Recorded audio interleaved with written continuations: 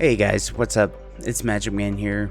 We are going to be hopping into my thoughts on the Halo Infinite tech test that was over the weekend. I have a few pros, a few cons, and a few things I'm unsure about. So let's go ahead and kind of discuss it. We're going to hop into the pros first and then kind of work our way from there. So the first pro was the music. As soon as you hop into the tech test, you are greeted by that fantastic music. As soon as I booted it up, I was getting goosebumps. It's really a return to form to old school Halo, and it's what the series needed. So I'm very happy about that. Next will be the gameplay. We'll break that up into a couple sections. The first section will be the movement. First off, if you know me, you know I hated the thrusters in Halo 5. I'm happy to say they are not here at all. No thruster, no Spartan charge, no hover aim, none of that stuff. Another thing I know people were worried about was the sprint. Luckily, sprint didn't feel game breaking or map breaking, which is good. Sprint only gives you a 2% speed increase, and when you're sprinting, you show up on the minimap. So it has a downside, and it's not really, it could be worth it, can't, depending on when you're needing to use it in the situation. Also with the movement, the slide and the clamber are back from Halo 5. Both things I didn't really mind too much. Clamber never really seemed like a big thing to me as long as the maps weren't designed around it. And the slide feels amazing in this game. It really feels Apex-like, really smooth and fluid. So it's fantastic. Next, we'll kind of hop into the gunplay. So far, the sandbox felt really balanced. There wasn't a gun that I really felt was too underpowered or overpowered. The new additions, the Heat Wave, the Skewer, both really fun to use. Even the Commando, which I sucked with in the beginning, and I really found me liking it more toward the end when I got better with it. The only gun that I feel like is a little underpowered, I'll touch on a little bit in my cons. From there, we'll kind of go into the armor / weapon coatings. I like them a lot. I think they're awesome, and they're really good, cool details to all of them. I do think that the coatings themselves are going to be sick and have a ton of detail just from the ones that we've seen. And I know a lot of people have their issues with it. They do offer basic colors right off the rip, and the ones that you unlock or earn or buy were really awesome, and I think have a spot in the Halo universe and will look even better the further the game goes along. Next thing I really liked was the firing range. Being able to test out the new weapons and kind of get acclimated with them before hopping into a match or whatever. It was a really good experience. And plus, trying to beat your score is super awesome and fun, and trying to beat your friends. It's a really cool aspect, and I hope they add leaderboards to it because I think that'd be really cool.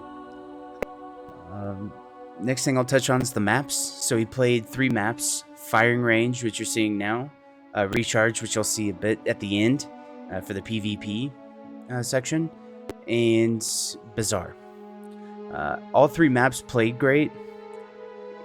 I personally wasn't the biggest fan of Bazaar. I felt it was just too much to kind of learn. Maybe after spending some more time with it, I'll like it a lot. But it was still a fun map, regardless. And I know a lot of people are saying it doesn't really fit into the Halo universe. That's something I couldn't agree with at all. First thing, when I booted up Bazaar, or got into Bazaar, I thought of Turf from Halo 2. It really gave me that vibe, and I think it definitely has a spot in the Halo universe. I can see the argument for people comparing it to a CS map or a COD map, but again, it definitely had a Halo feel to me, so I didn't take issue with that at all. It was just more of some of the layout. From there, we'll kind of get into the PvP and the skill gap. I personally like that there's going to be a huge skill gap. The game's still easy enough that anyone can pick up and play it, but you take the time, you master the weapons, you're going to see a huge improvement in your gameplay. Like I said, I was having an issue with the commando at the beginning. I didn't really like it. I finally found the correct way to fire it, and I was having a lot of fun with it toward the end of the flight. In the PvP was really fun. It was only 2 hours. Didn't get a lot of hands-on with time with it, if I can speak, sorry. But that being said, it was really fun, and I look forward to getting more hands-on time with it. The only other thing for the pros is the new equipment. So far, I'm really loving the grapple shot. Jeez. It's really fun to swing around like Spider-Man in Master Chief armor. The drop wall is a little weird. It doesn't deploy as fast as like the bubble shield, but it works. It's effective. I find myself using it kind of just to throw it down right at the beginning of the fight, and if I'm gonna lose the fight, it will pop up and I can run away for a little bit, try to reposition.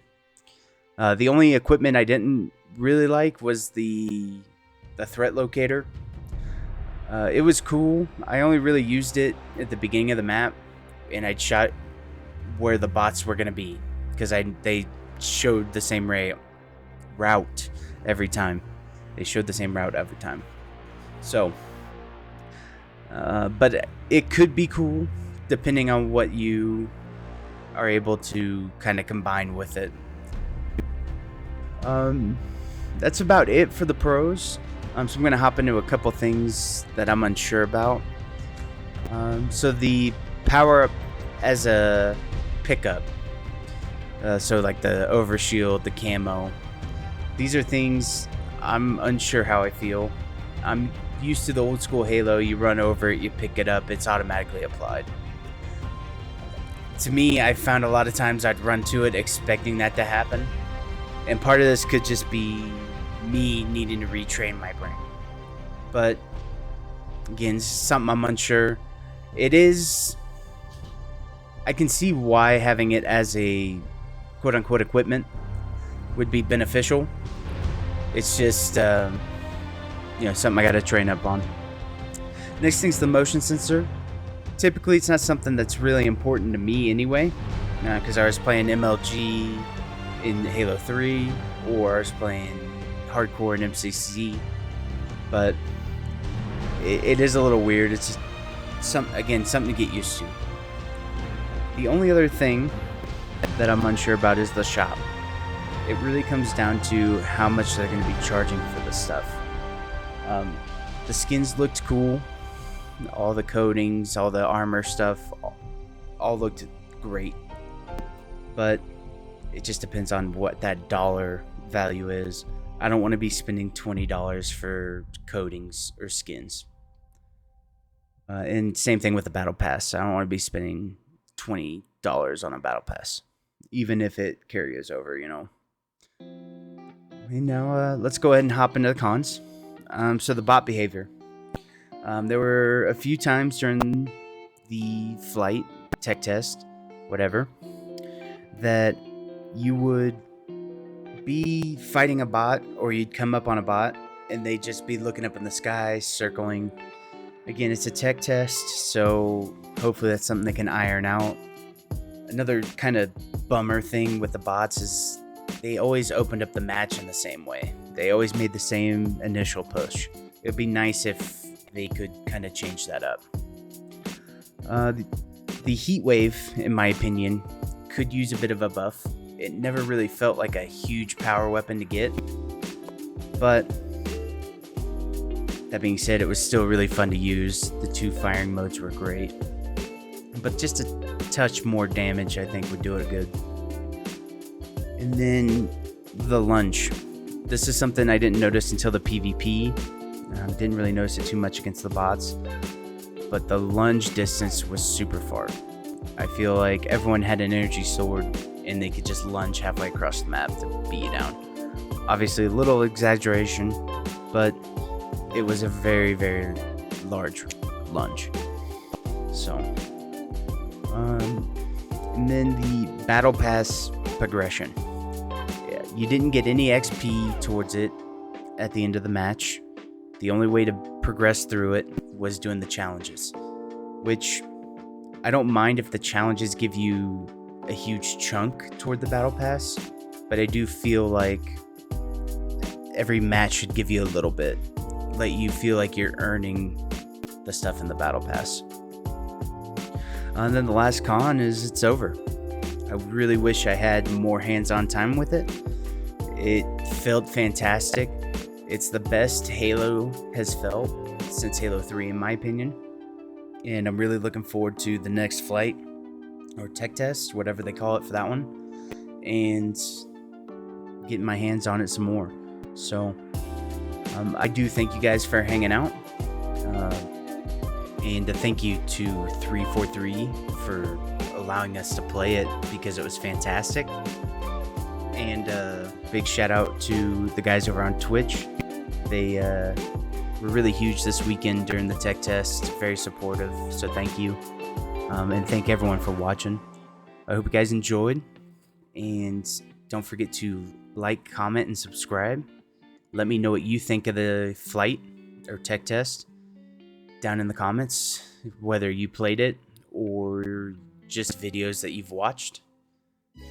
And I hope to catch you guys by the stream sometime.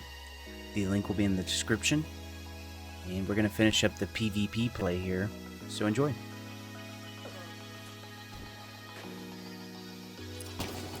Fucking Killzone map just gets me, dude. Plus crazy. 2 teams enter, 1 team wins.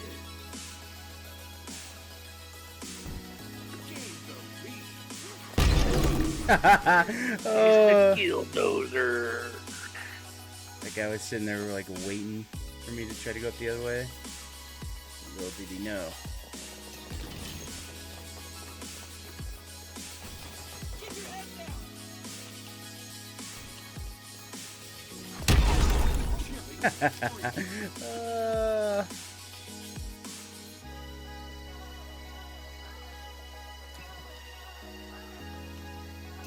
Did this guy see me?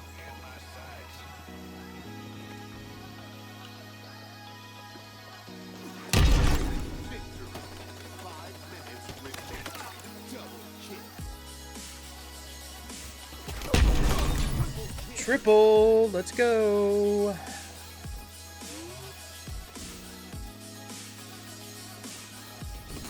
Oh, down below, down below. Yep. One hit, one hit.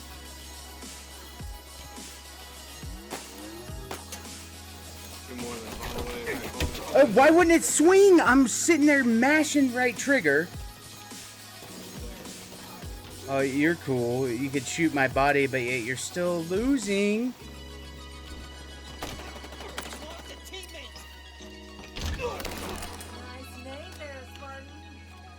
Yeah, so see, that's really all the personal AI does. Is just tell you when the power items are coming up and...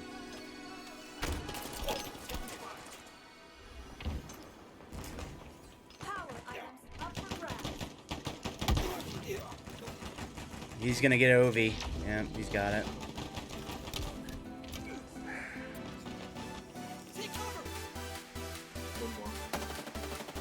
Oh, he's got hammer down there too. That's not good. Got him from the grave for the win. Hard fought.